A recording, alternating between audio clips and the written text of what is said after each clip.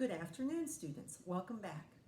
Today I'd like to talk to you a little bit more about some of the materials you've been using in the learning calendar. So earlier this week, you read a book called Moose on the Move about a moose who was going around in the forest and meeting different animals, and the animals were doing different things. They had different actions, like the squirrel was climbing, the beaver was swimming, and the moose was talking to each animal and realizing that he couldn't do quite what that animal could because he didn't have the right body parts, right? Yeah. So then interestingly, your second information book, your nonfiction book of the week, Legs, Wings, Fins, and Flippers, was about body parts that help animals move.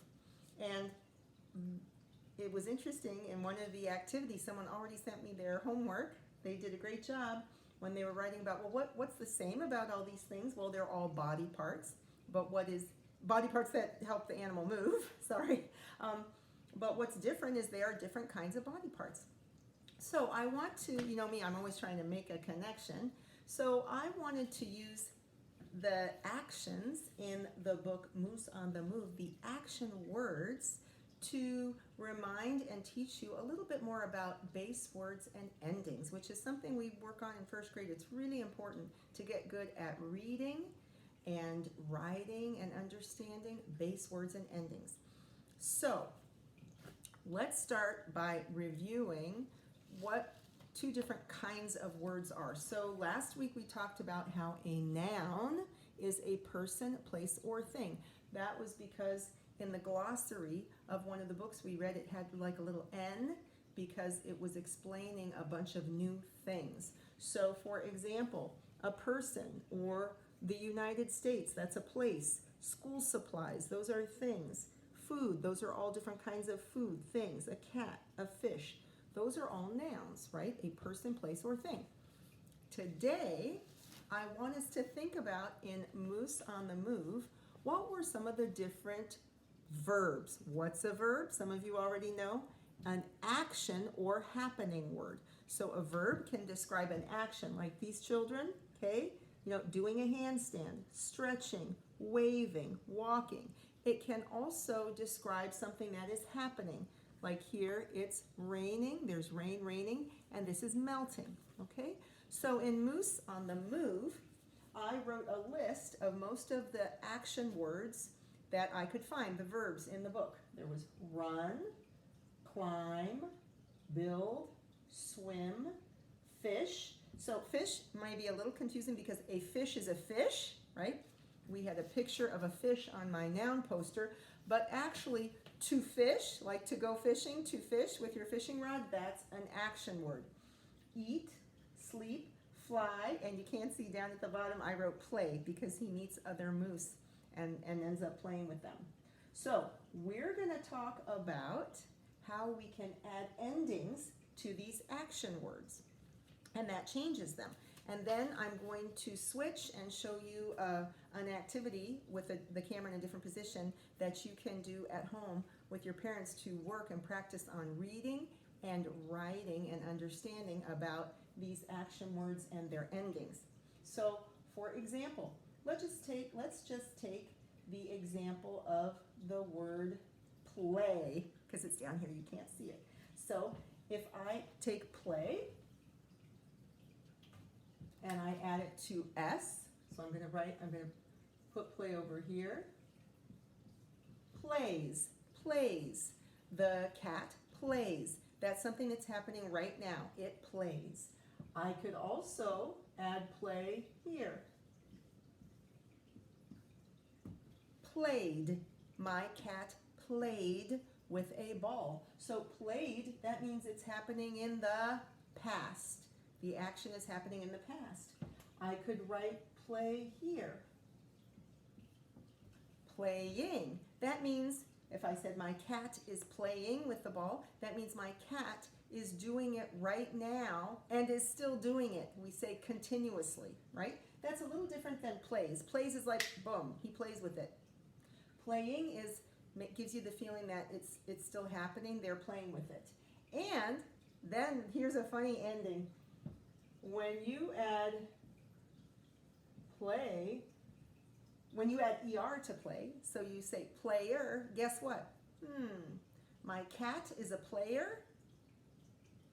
Right, when you add ER, it really changes it. When you add ER, so player, that actually changes it from being an action word into a noun. So like a team player, a soccer player, a football player, right?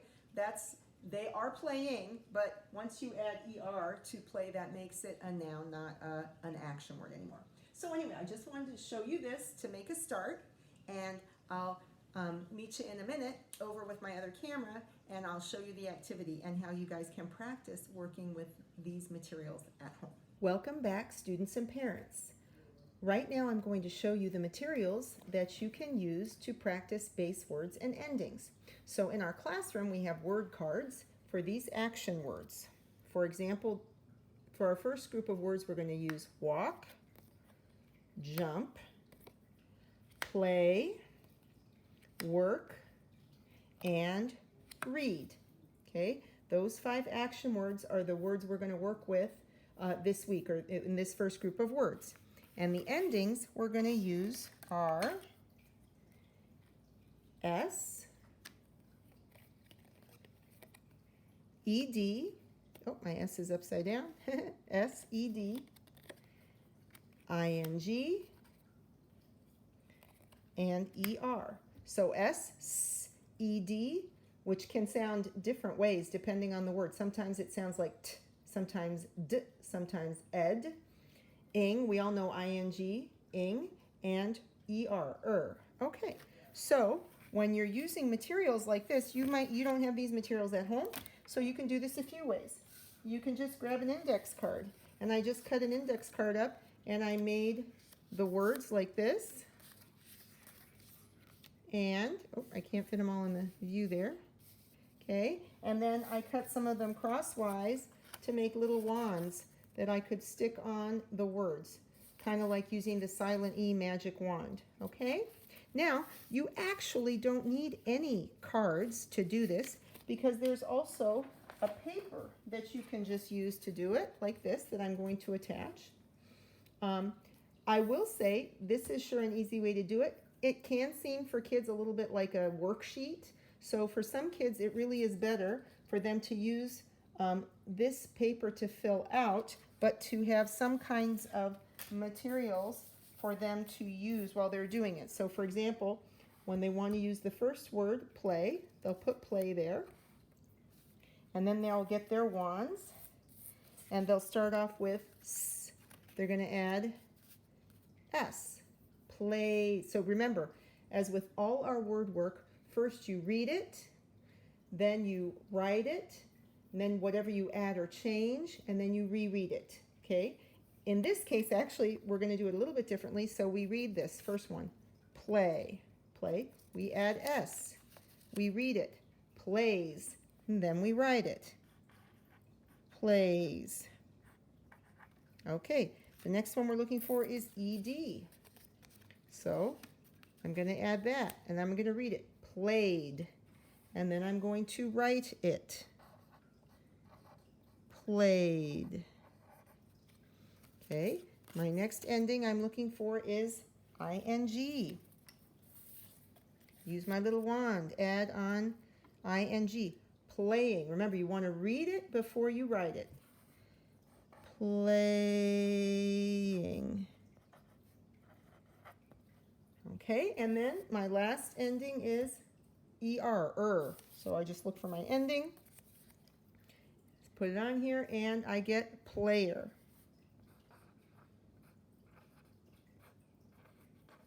Player.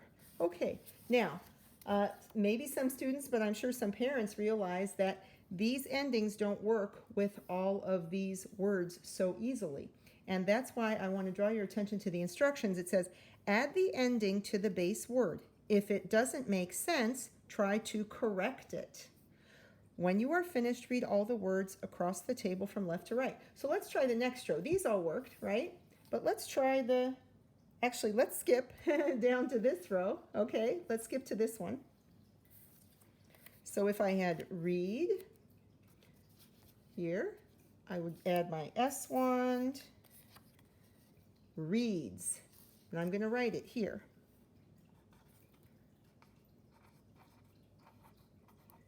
Okay, next I'm looking for my ed ending. Okay, let me add that. Okay, readed. Something's a little wrong. Let me go ahead and write it. And then just like with the silent E material, if it doesn't make sense, if it's not a word, let's cross it out. And let's ask ourselves, reads, I read, reads, readed. Let's see, that's what I did in the past. I didn't readed, we say I read. So just let your student try to correct it, or you can help them. And again, you just want a simple cross out and then you write the correct word. Okay, let me show you what it looks like when the chart is complete.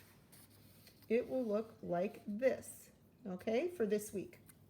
And then the last instruction, when you are finished, read all the words across the table from left to right. That is super important because that is kind of like the silent E work. You want your child to gain automaticity in reading words with endings. So the first thing you want them to do is practice reading it in order from left to right. So send them off to go practice, and then they'll come back to you. They should be able to read it like this.